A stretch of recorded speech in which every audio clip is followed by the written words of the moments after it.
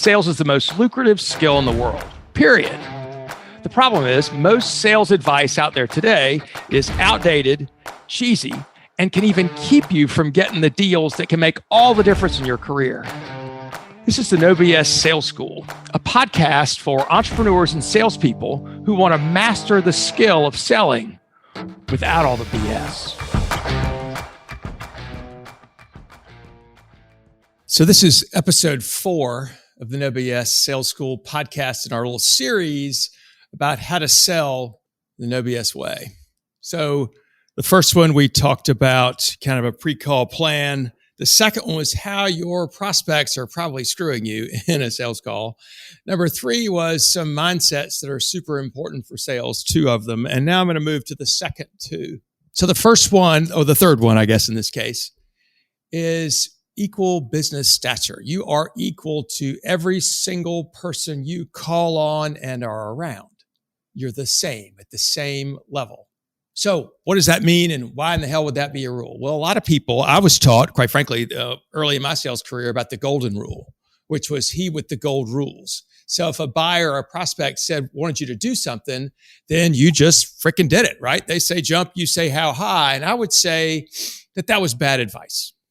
That the right advice is that you are equal. And so therefore, if somebody says jump, you don't have to say how high, you say why. Here's what this means, right? You have just as much right to walk away from any deal as your prospect does. And that scares the hell out of a lot of salespeople. Like, oh, I can't push back. I can't tell them I'm not going to do that because then they could buy from somebody else. Well, maybe so, but you've got your process that you need to follow. And some of your prospects won't want to follow it. And you can make a business decision if you want to continue. Because just know, as soon as you don't follow your process and you're following the prospect's process, you're probably going to lose, or if nothing else, you're going to waste a ton of time. So you have just as much right to say, listen, I appreciate you asking me to do that, or I'm happy to do that, but you're on page 8, I'm back on page 2. Can we go back to page 2 and figure out if it makes sense to move forward? It's also okay if you give something, to get something in return. If somebody says, cut your price or whatever the hell they might say, you can say, look, I'm happy to do that. And always be happy to do what they say. Those are your words, right? Doesn't have to be what you do, but just say, look, I'm happy to do that. But if I'm okay doing that, will you do this? For example, somebody says, hey, you need to reduce your price 10%, or will you cut your price? And you say, I guess I'm happy to do that. If I do that, though, which one of these things shall we take out? Or if I'm okay cutting my price, again, I really shouldn't use that example. Start with, if I'm okay cutting that price, that amount, I'll need you to sign a contract for a year, or I'll need you to pay, 110% for the next one. If things like, if I'm okay driving or coming to your office to meet, are you going to be okay having the right people there so we can make a decision? Or if I'm okay jumping on Zoom one more time, are you okay if we decide whether or not it makes sense to move forward? Or if somebody says, hey, give me a proposal, I want you to say, look, I'll be happy to do that. Let's pretend I do. And you like what you see. What do you see happening next?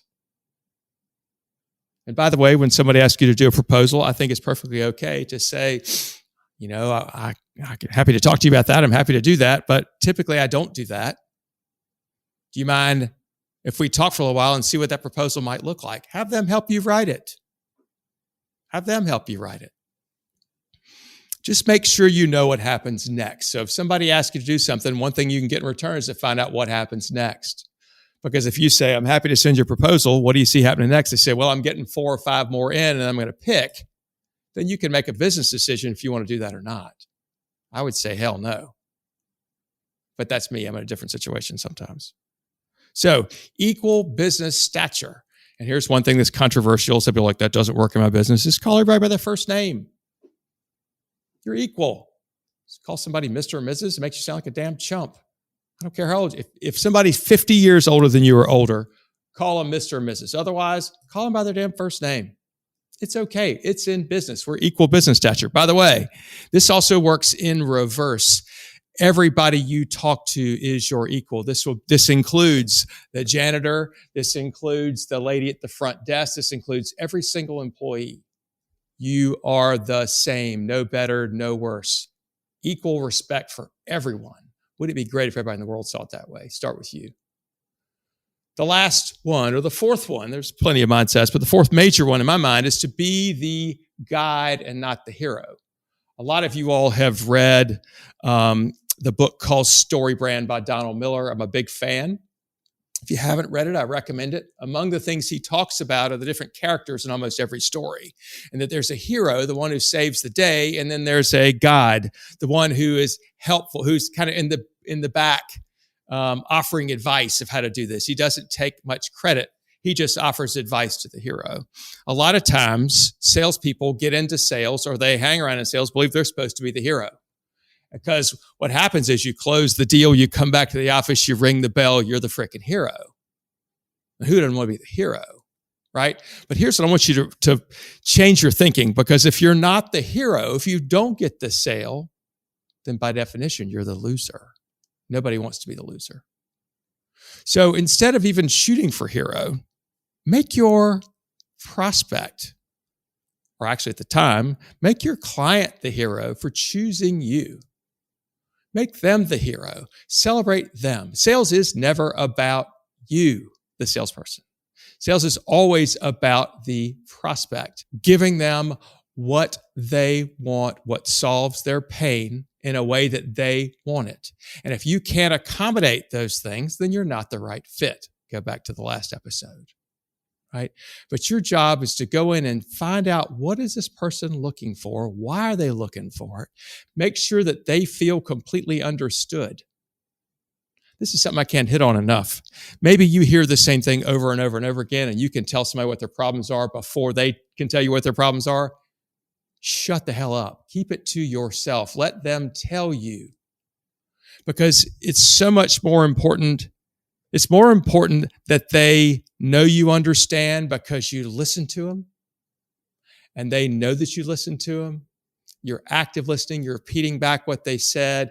You're asking good, relevant questions to make sure you understand more, digging down to their opinions about things, because everybody's walked a different life path. Everybody's gotten to where they are a different way. They have different life experiences. And if you assume that they're the same, you're going to miss something.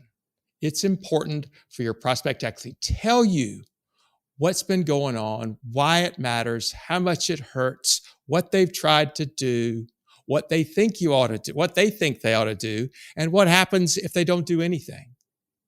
Those are questions you need to ask your prospect so you can be the guide and give them the kind of experience that they're looking for. Nobody gives a shit what you think until they have paid you.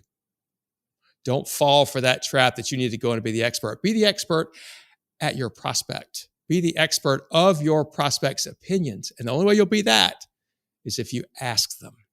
Picture being a guide versus a hero, right? To understand. And I use this example sometimes. Imagine that you had some folks, that you had a mountain biking business, right? And there was a beautiful view that you would take people to see on your business.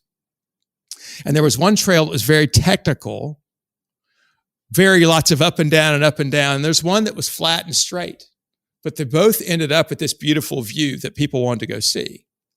Would it be great to know ahead of time which trail somebody would prefer?